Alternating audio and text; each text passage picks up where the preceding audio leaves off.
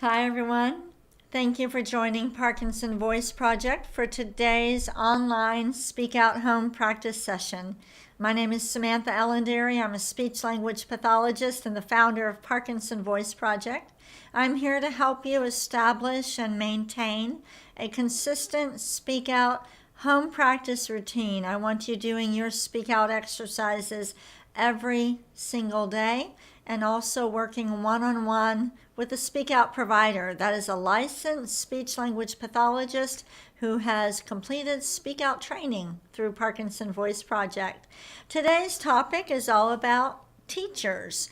In addition, we had a question come in about intent and also a person who is very worried about their voice. So after we do the counting exercise, I will go ahead and do a little bit of education about intent and then address the concerns of this person about losing their voice. So today's topic, teachers. Think about your favorite teacher. Everybody say teachers with intent. Ready? Teachers. Is your voice coming in front of you or is it back here? Try it again. Speak out. Teachers. And now everybody say, my favorite teacher is, or my favorite teacher was. Go ahead and finish that sentence with intent.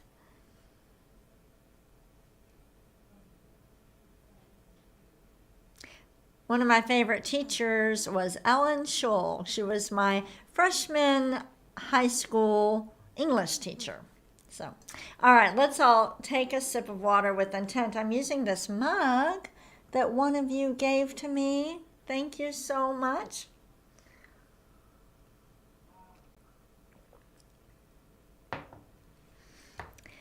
All right.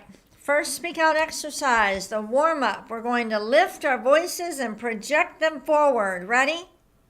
May, me, my, mo, moo.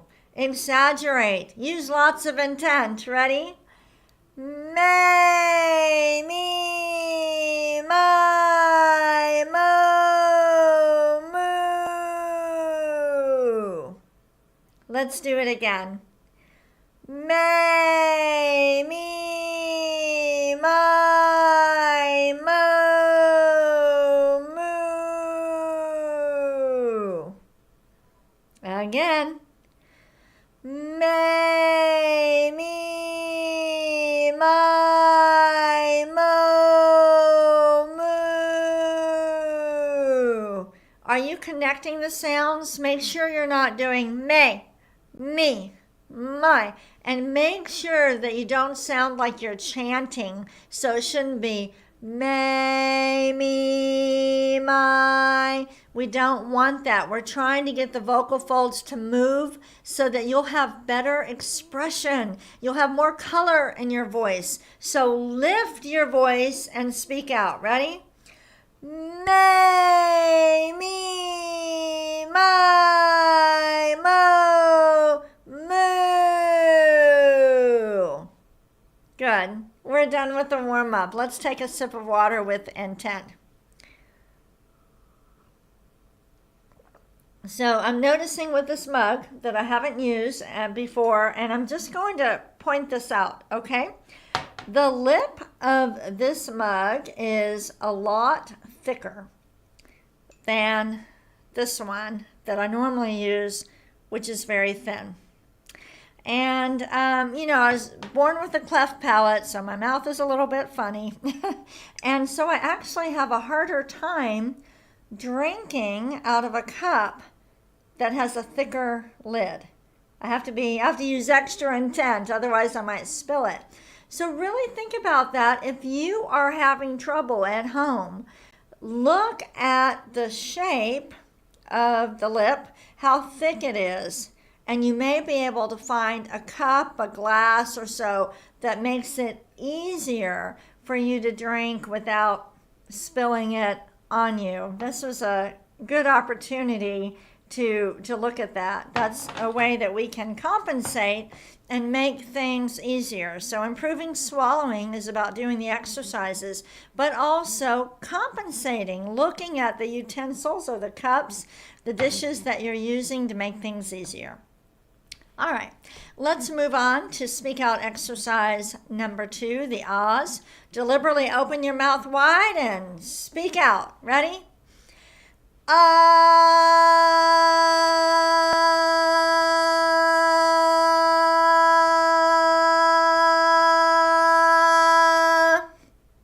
Again.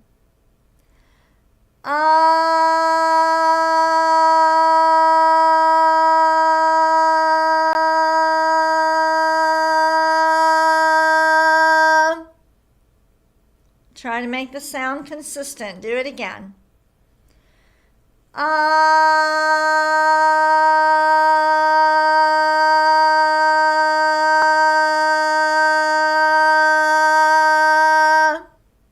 Let's do a shorter one.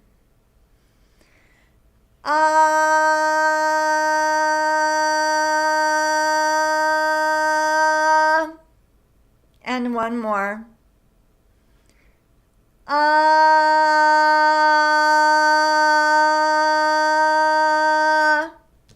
Good. Take a sip of water. It's interesting because the mug that my mother drinks to drink coffee, it really has a very thick lip, and I can't use it. I also noticed that her water glasses, or what she might put wine in, is kind of like a teardrop shape, okay? And I swear that I feel like that glass is going to slip out of my hands all the time, so I do not use them. So start to pay attention to some of those things if you haven't really thought about it before. All right, next speak out exercise, the glides. Project out a steady ah and then slowly glide up. Ready? Ah.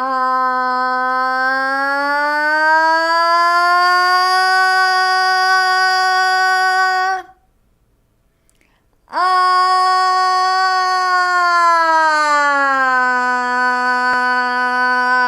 The sound needs to be in front of you. It should never hurt to do this exercise, and the sound shouldn't be back here in your throat. All in front of you. Do it again. Ah.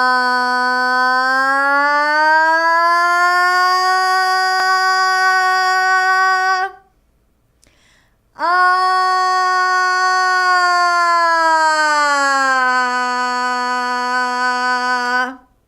I know this is not easy. Do the best you can. Ready?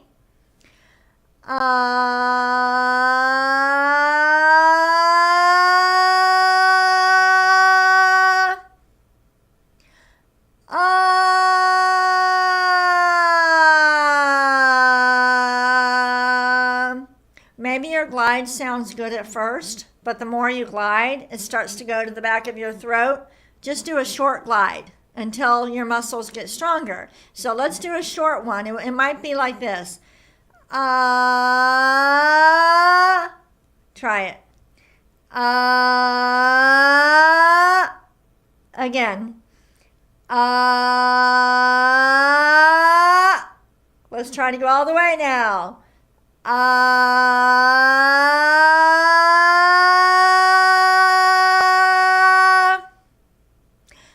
Let's go down. We'll do a short one.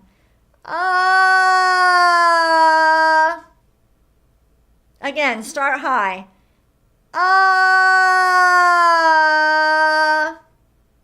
Again.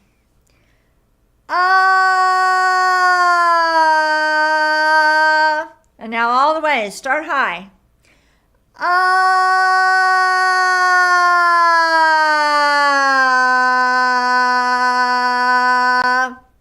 Let's all get a sip of water.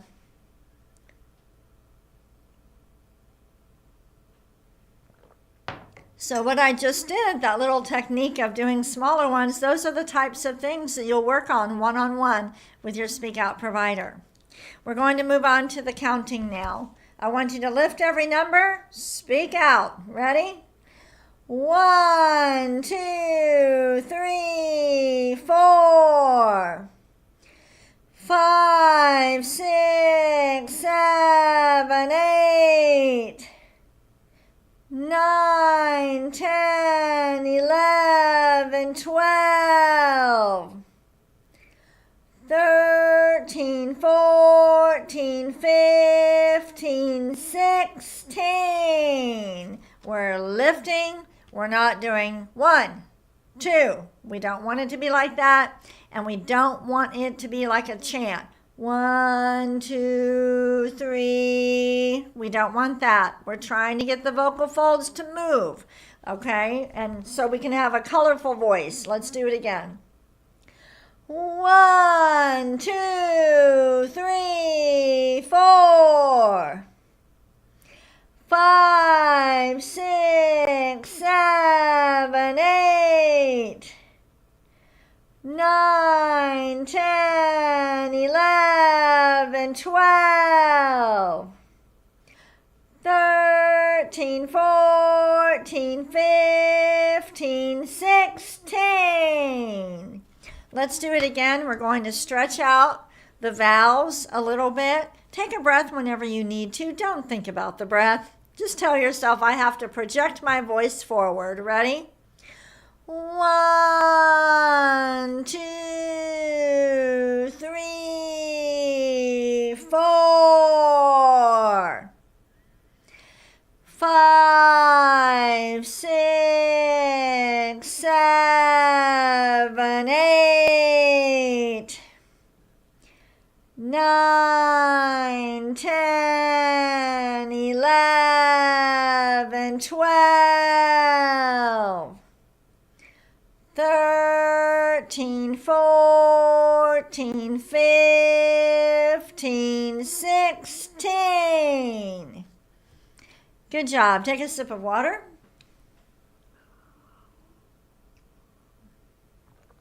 Before we move on to the reading, I do want to address this question that came in.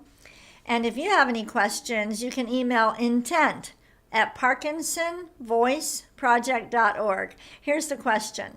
I would like to know what it really means to do things with intent. Does it mean that as we are doing anything, we say to ourselves in our minds, I am typing now? Or we say, my fingers are punching the letters on the keyboard. So intent, you hear a lot about it. Just in the general community, you see calendars with intention and sayings, be mindful. I found a journal that put write with purpose. Okay, so intent is about being proactive, really thinking about what we're doing. But for people with Parkinson's, intent, when you use intent, when you are deliberate, when you are purposeful, you are activating a motor system that is not as dependent on dopamine. So it's about so much more than just being proactive or telling yourself to do it.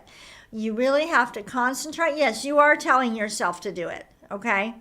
You're being purposeful and deliberate. There are so many things that we do throughout the day that are automatic. Before Parkinson's, you didn't have to think about lifting up, heel, toe, or swinging your arms. You didn't have to think about the fact that you were trailing off at the end of your sentences. All of those things are automatic. Automatic movements are highly dependent on dopamine. They need dopamine. So intent, yes, is about being proactive. It is about telling yourself to do something. And I like to say it's about being deliberate. When you put on your seatbelt, I want you to grab that seatbelt and put it on. When you take out your credit card out of your purse or your wallet, you're just going to do it, right? Nike knew what they were talking about when they said just do it. The other thing I want to address from this is that this person says that they are going to meet with a Speak Out provider August 29th. Yay. But they are very worried. They say, my voice is so soft and weak. It's such a weak voice that's coming out. What can I do to avoid losing my voice completely? You're doing it. Go see the Speak Out provider, work one-on-one, follow the recommendations, and practice with me every day. One thing I want to assure all of you, the voice does not decline rapidly in Parkinson's. So for example, this person who doesn't have an appointment until the 29th of August, is not going to progress that rapidly. If you wait 6 months, a year, 2 years, that's too long. But the progression of the voice in Parkinson's happens gradually, and it's not real rapid like it might be for other neurological disorders. So you can take your time, find a really good speak out provider, make your appointment, exercise your voice in the meantime, and then follow those recommendations. Let's go ahead and move on to the reading. Our topic is teachers. We are going to read with intent. We're going to throw our voices across the room and exaggerate the highlighted words. Ready? I touch the future. I teach. Again, more intent. I touch the future. I teach.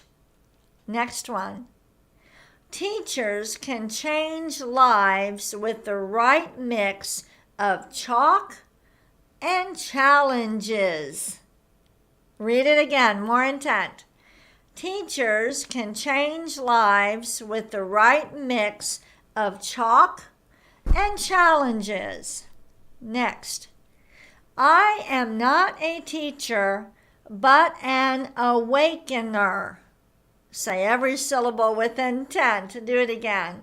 I am not a teacher, but an awakener. Next. Those who know, do. Those that understand, teach. Let's say it with more enthusiasm. Let's work those muscles. Ready? Those who know, do. Those that understand, teach. And last one. A well-educated mind will always have more questions than answers. As you're reading, speak out. Tell yourself every syllable. I'm going to project every syllable forward. Let's do it again. A well-educated mind will always have more questions than answers. Very good. Take a sip of water with intent.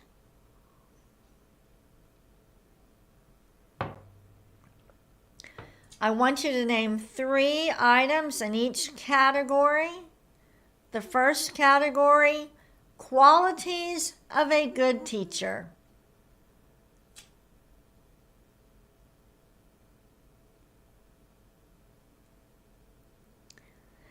All right, next category. Subjects taught by high school teachers.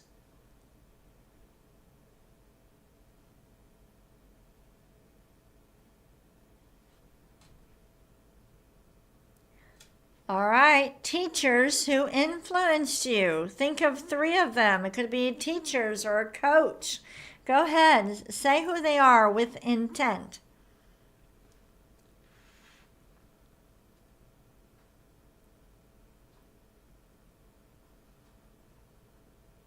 My son had a fantastic baseball coach, and can you believe that his name was Billy Goodgame? He picked the right occupation, I think. Let's go ahead and do Dr. Boone's words. Each syllable with intent. Speak out. Ready? Gu la gang ga ga. Again. Gu la gang ga ga. Next one. Ku ka man gu ka. Exaggerate. Ku ka man gu ka. Next one. Gangla. Gangla. Last one. Kukla. Kukla. All right, it's time for the bonus reading. Take a sip of water if you need it.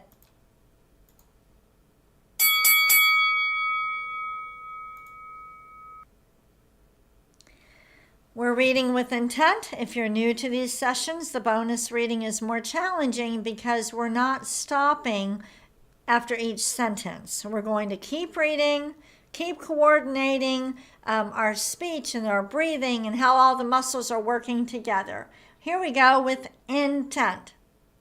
When we finish high school, we finish as graduates of a few dozen teachers. If we go on to college or technical school, we become pupils of dozens more. In all those years as a student, what makes good teachers noteworthy? What makes us remember them years and decades after they taught us? Outstanding teachers have several common characteristics. Let's read these with intent. They love children. They are prepared. They know their subject matter. They engage students.